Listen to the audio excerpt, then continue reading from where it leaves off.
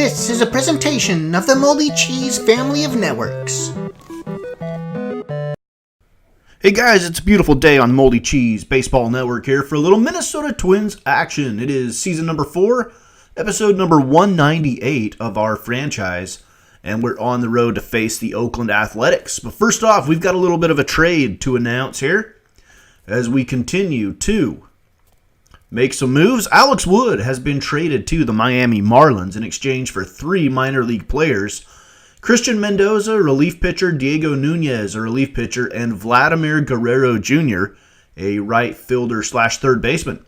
Let's take a look at each of these guys, see what they bring to the table. Relief pitcher Christian Mendoza first.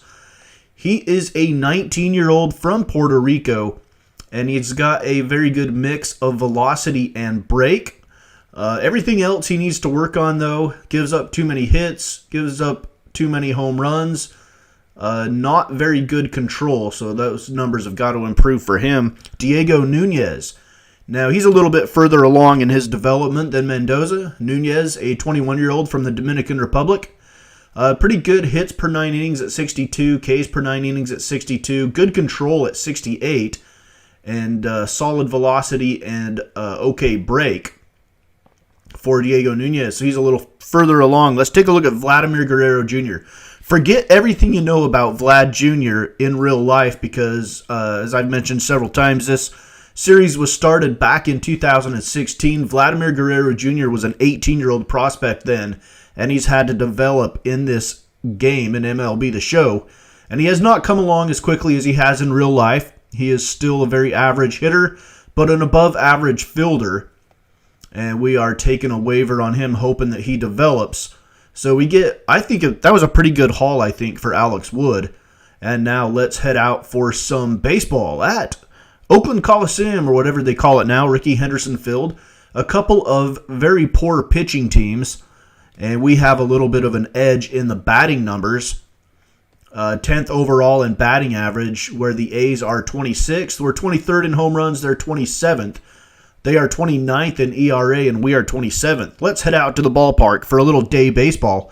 Jose Barrios will face Dylan Overton in game number 96 of this 4th season of Minnesota Twins franchise. Jose Barrios on the hill for the 20th time this year.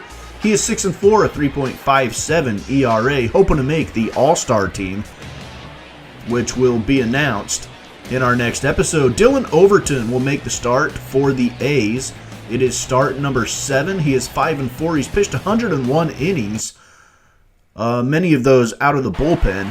And let's get some baseball underway. We're in the top of the first inning with 1 out. Francisco Cervelli at the plate with runners on first and second. He's going to deliver a base hit to the gap. That one's going to drive in 1 run. A second one is rounding third, heading to the plate. Here comes the relay, and there will be no throw. Cervelli drives in 2 runs in the first inning. And that'll bring up Byron Buxton here. He's batting .204 on the season with a runner on second and 2 outs. He rips it down the third baseline, just inside the bag. And that will drive home Cervelli from second.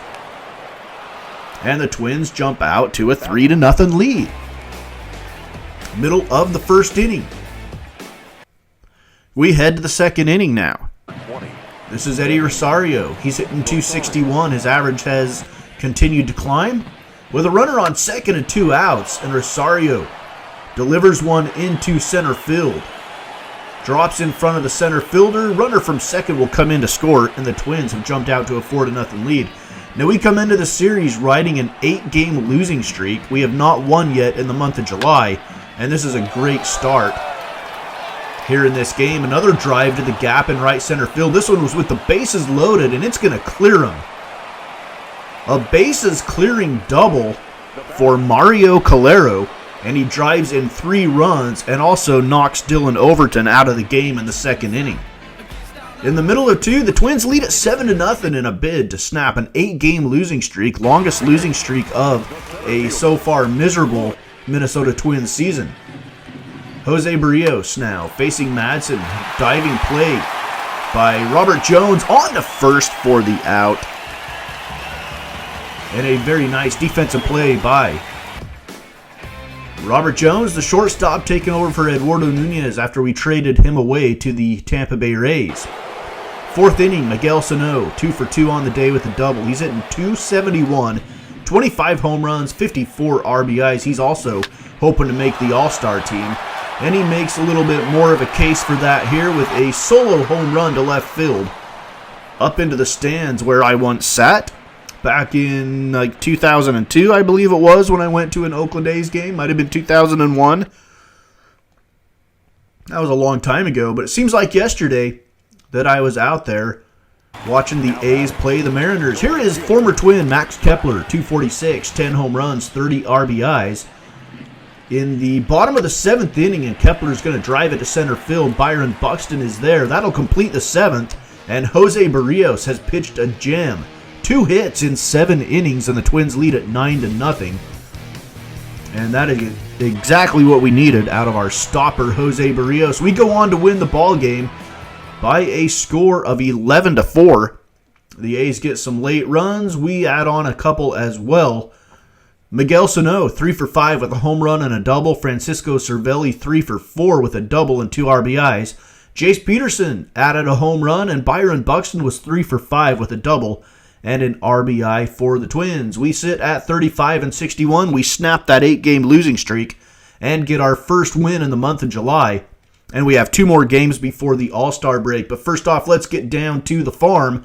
And Double-A Chattanooga, we're going to check in as this season progresses more and more on our Double-A club, as they are in a race to hopefully win the second half of the Southern League and get into the postseason. Amir Garrett, yes, the same Amir Garrett that just took on the entire Pittsburgh Pirates bullpen in real life, or entire dugout in real life. He is down at Double-A in the Reds Farm Club. He will face Sam Marmolejo as we get ready to take on the Pensacola Blue Wahoos. Let's take a look at Sam Marmolejo. He's an 18-year-old. He's already at a 71 overall. He's a B potential. He's got very good stamina, a good mix of velocity and break, and very good strikeouts per 9 innings. The thing he needs to improve most is giving up hits and giving up home runs. So he'll strike out a lot of batters. He'll also give up a lot of hits and a lot of home runs. And so if those 2 things can improve, he should be ticketed maybe on the fast track to the major leagues. Sam Marmolejo. Let's look at the defensive lineup. We got Harrison Herrera and Vlad Jr. in the outfield. Nevin, Hager, Sanchez, and Vavra around the infield. Herman Dolevsky behind the plate, and Sam Marmolejo on the hill. So a new look Double-A club with a couple of players we picked up in trades, Jake Hager and Vladimir Guerrero Jr. in the field here today. We get into the first inning of action. Chattanooga at the plate. Runners on second and third. This is Travis Harrison, and Harrison's going to ground into the out at first. It will drive in a run, though. And the Lookouts jump out to a 1-0 lead over the Blue Wahoos. We move ahead to inning number 2 in our Double-A game, Pensacola. This is Aquino at the plate facing Marmolejo, and Aquino delivers one into left field. That's going to drop in front of Harrison. And the throw to third gets away, and that's going to be an error on Harrison, and it will bring a run in to score. We're all tied up at 1 in the middle of the second. Herman Dolevsky at the plate now, a 286 hitter with 2 outs in the bottom of the second. And nobody on. Dolevsky drives it to left field. That one's got a chance going back in the track. That one is at the wall, and it's out of here. The catcher, Herman Dolevsky, who spent a lot of time in Single-A this season, hits his first home run of the year at the Double-A level, and that gives Chattanooga a 2-1 lead. Third inning action. Sam Marmolejo on the hill still. This is Gerard at the plate with a runner on second. He's going to line it up the middle. A run will come in to score. The throw not nearly in time. And we're all tied up at 2. A little back and forth between the Blue Wahoos and the Lookouts here in the middle of the third. We move to the bottom of the inning now with a runner on second and 1 out. This is Travis Harrison again. Harrison's going to bloop one into right field. That one could get down. It does. Runner rounding third, coming to the plate. The throw is way late. And Chattanooga regains the lead of 3-2 at the end of the third. Fourth inning now. This is Gavin LaValle. He is a very good-looking prospect for the Cincinnati Reds. Has great numbers here at the Double-A level. And he's going to hit his 9th home run of the season off of Sam Marmolejo. And LaValle ties the score up at 3 apiece here in the fourth inning. 372-foot home run for LaValle. 9th on the season at the Double-A level. And we're going to see this guy in the major leagues before too long, I am pretty sure, for the Cincinnati Reds. Not that we ever play the Reds that often, but he should be up there. Here is Andrew Tolles now.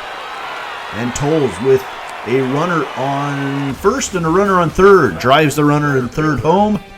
Gives us a 4-3 lead at the end of the fourth. So still a little back and forth going on here. 1 run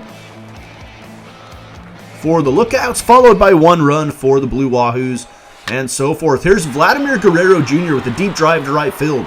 That one is back over the head of the right fielder, and that is going to be a double and an RBI for Vladimir Guerrero Jr. First hit as a member of the Minnesota Twins organization is an RBI double. That's his 19th RBI at the Double-A level this season, coming over from the Miami Marlins. Here is that guy again, Gavin LaValle. He's 2 for 2 with a home run and a double, hitting .324 on the season. And the new pitcher is still Marmolejo, and Marmolejo strikes LaValle out. And that is the 7th strikeout for Marmolejo. So we talked about Marmolejo a little bit. He's going to strike a lot of guys out. He's also going to give up a lot of hits and home runs. And that's what we have seen from him here today. Here is Sean Reed Foley. 16th appearance out of the bullpen, facing Ned Gerard, who is 2 for 3 on the day. With a runner on second, the score is 5-4 Lookouts. Ground ball left side. And a throw on to first. A nice play there at first by Vavra. And in the middle of the 7th, it is 5-4 Lookouts with the lead. We go to the 9th inning. This is Sean Mortero looking for his 5th save of the season. He's got a 2.37 ERA in 19 innings. The left-hander facing Irvin in the top of the 9th with 2 outs, and Irvin's going to ground it to short. This is Jake Hager, fantastic fielder. Throw a little bit low, but it's dug out by Vavra, and the Lookouts win the ball game. 5-4 is the victory over the Pensacola Blue Wahoos. Gavin LaValle went 2 for 4 with a home run and a double. Had a good game for the Blue Wahoos. For us, Herman Dolevsky, 2 for 4 with a home run and a double. Vlad Jr. went 1 for 4 with a double and an RBI. Third baseman Tyler Nevin was 2 for 3 with a double. And Rolando Herrera, the center fielder, was 1 for 4, and he scored a run. And that was the 23rd game of the second half for the Chattanooga Lookouts, who are in second place behind the Tennessee Smokies. All right, game number 97, second game of this 3-game series with the A's. And it was a shootout that we ended up winning in extra innings, 10-8. 19 hits pounded out on the day for the Twins, who now lead the season series over the A's 2-0. Byron Buxton went 4 for 5 with a home run. Miguel Sano 4 for 6 with a home run. And now game number 98, final game of the 3-game series, final game before the All-Star break. And Justin Bour 3 for 4 with a home run and 2 doubles. Leads the Twins to their 3rd straight win and a series sweep over the Oakland A's. 5-2 is the score in this one.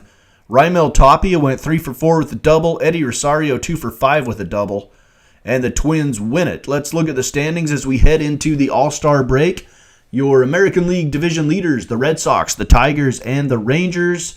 And the White Sox would be the first wild card team. The Angels edge out the Blue Jays for that second wild card spot if the playoffs ended today. And we are down there at 37-61, 23.5 games out of first place, as we are starting to prep and look forward to next season and evaluate our team, evaluate our minor league system. We have a lot of prospects. We're loaded, especially at the starting pitcher position going forward, and we are definitely going to look into some more trades, possibly to continue to bolster that minor league farm system. National League, the Nationals, Cubs, and the Giants lead the division.